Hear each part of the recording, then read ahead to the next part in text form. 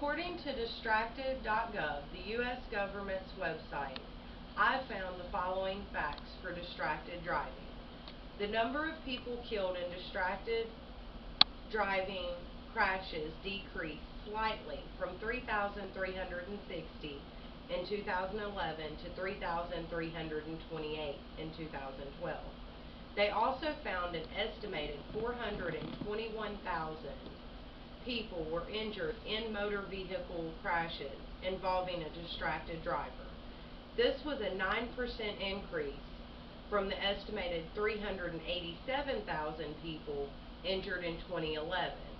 Maybe you think that you're a really great driver or a really skilled texter, and that gives you some superpower to text and drive. Well, no matter what you think, you aren't.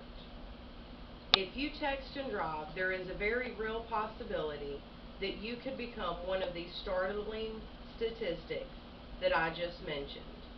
Today, I would like to persuade you that texting and driving is very dangerous and is endangering your life as well as others. Don't do it.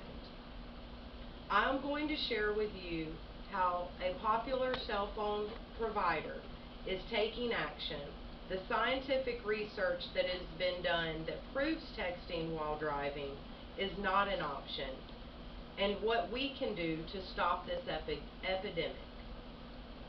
Let's begin by taking a look at how the media portrays texting and driving. According to the telecommunications report published by AT&T in 2010, AT&T launched their own campaign against distracted driving called It Can Wait. AT&T President Randall Stephenson announced on August 15, 2010, that his company planned to spend tens of thousands of dollars to not only launch the campaign, but to make it an ongoing commitment for future years. The effort is comprised of several key initiatives that include encouraging its 240,000 employees to take the pledge, and in turn urge all people to commit that they will never text and drive.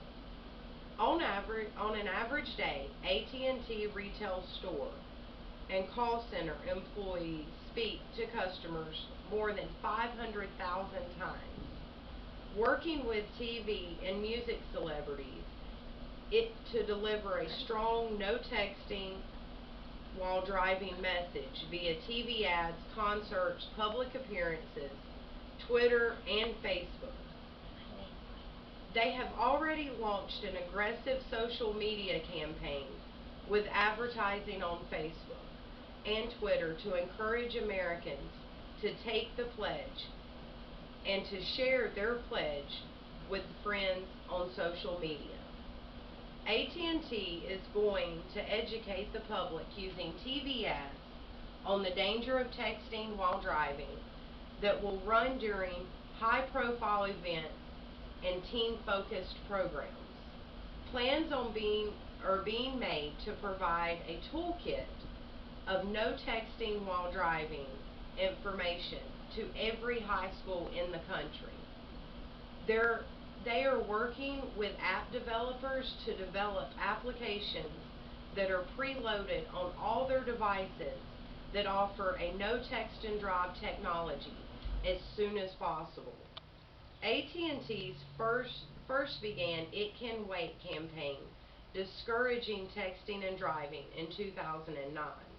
The website www.itcanwait.com provides an opportunity to take the Don't Text and Drive pledge.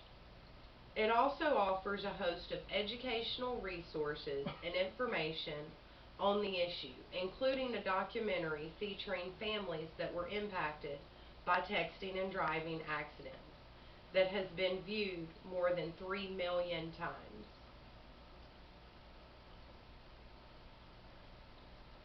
It is clearly a serious problem when the computer that helped create the problem, when the companies that helped create the problem are investing thousands of dollars in fixing the problem. AT&T has recognized that it has an epidemic that is killing thousands of people in the United States every year. You should wake up and realize it too. Some interesting research has been done by AT&T and others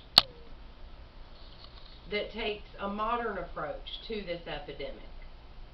There is a lot of research done by many different organizations on distracted driving and the use of cell phones while driving.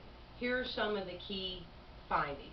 According to Hanin Sagar of Business Source Complete, as part of AT&T's campaign, It Can Wait, against texting and driving, AT&T has created an attention-grabbing simulator that recreates traffic and text you in real time.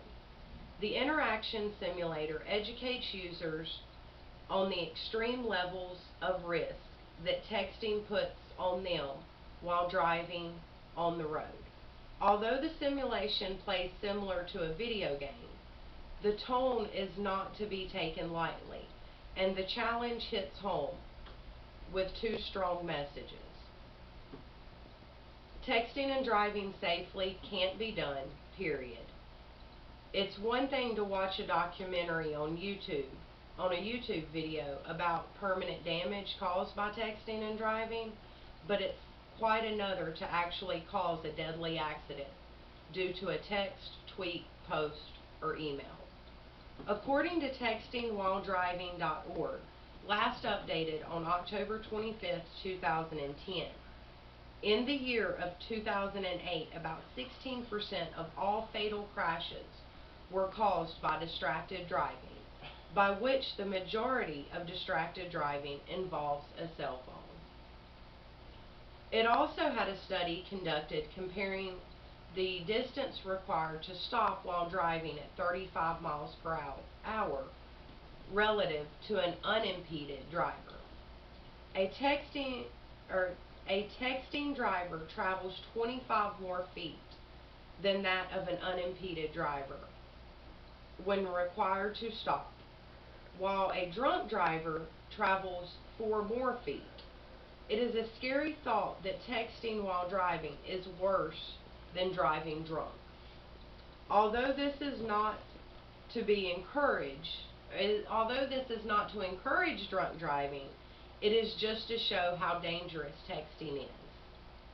According to an article by Ahib Naik in The Buzzle published on July 15, 2010, 47% of adults resort to texting at the wheel as compared to 34% of teenagers. 75% of adults use a phone to make conversation while driving, and 52% of teenagers do as well.